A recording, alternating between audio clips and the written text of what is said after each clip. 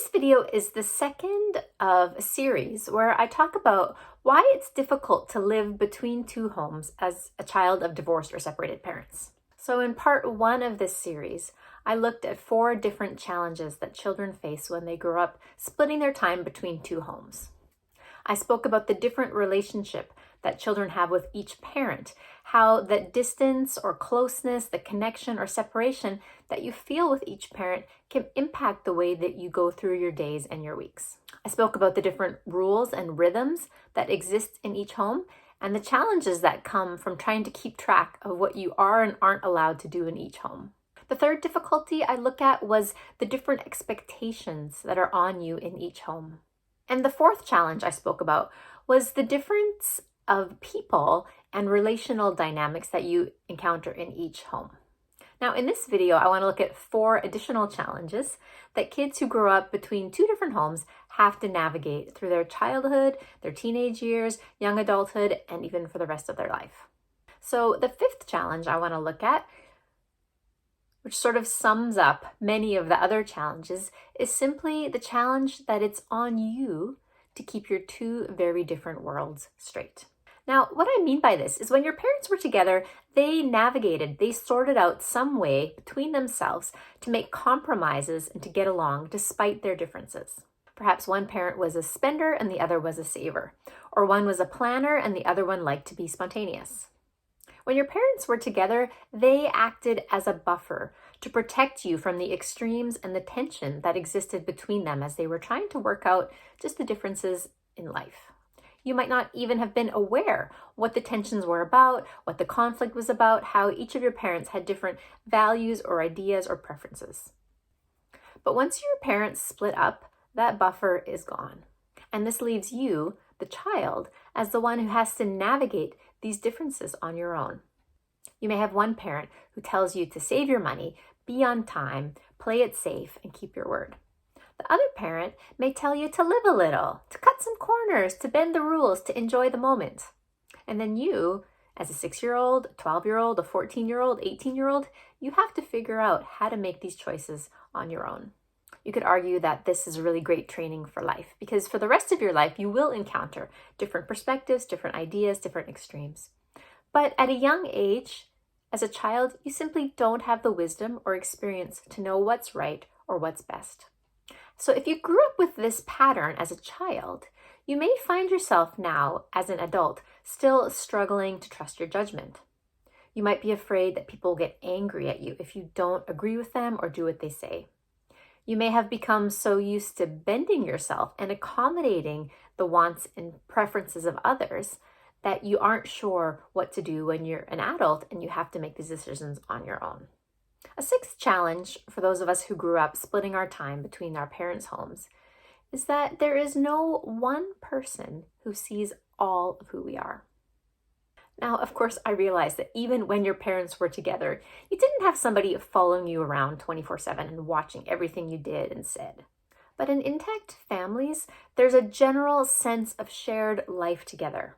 Your parents generally know what's going on in the home and with each member of the family. As a kid, you feel seen and watched out for, you feel known and understood. There's communication between you and your parents about daily activities and events, and your parents track with you and the different parts of your life. But once your parents break up, for many kids, there's a steep and thick wall that separates the parts of your life. You learn not to talk with one parent about the other. You learn to keep the secrets of each parent.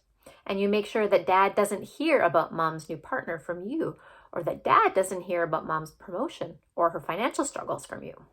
I can understand why it's difficult for parents to know how much space to give the other parent, how much privacy, and how much to stay involved in the big picture of your child's life. But as a kid, it can feel like each of your homes is separated by some kind of force field where nothing from one side is meant to get through that force field to the other side. There may be huge parts of your life, half-siblings, step-siblings, vacations, hobbies, interests, events that one parent may never even hear about or even realize are happening. And as a result, you, the child, can really end up feeling split in two. You may be hesitant to speak freely with your parent, afraid that you're going to say something wrong or let out a secret. So when you've experienced this as a child, as an adult now, you may struggle to open up and be honest with friends about the details of your life. You might compartmentalize your life and feel uncomfortable when any one person knows too much about you, all the while longing, as we all do, to be seen and known. The seventh challenge that children who grew up between homes have to deal with is the logistical challenges related to living in two different places. Now, we know that children, on the whole, thrive when their lives and routines are consistent, stable, and calm. When a child's bedtime and sleeping, their bathing, getting up, their meals, their interactions and activities are predictable and pleasant, the child can focus their energy on learning and growing. Children, regardless of their age, are on a steep learning curve, trying to make sense of the world and find their place in it. And so when every aspect of a child's routine is changed because of their parents' breakup and the life that follows that, it takes a huge amount of energy to adapt and adjust. They will spend a huge amount of mental and emotional energy keeping track of their belongings, remembering the routines, who's picking them up from school, adjusting their expectations as they move from home to home. As an adult, I find it hard enough to keep track of, are my belongings at work? Are they at my office? Are they in the bedroom or living room? Let alone a child trying to keep track of their entire life. And the energy that children spend on these things is energy that they will not be able to spend, therefore, on schoolwork, on hobbies, friendships, socializing, practicing piano, playing football, or developing their imagination.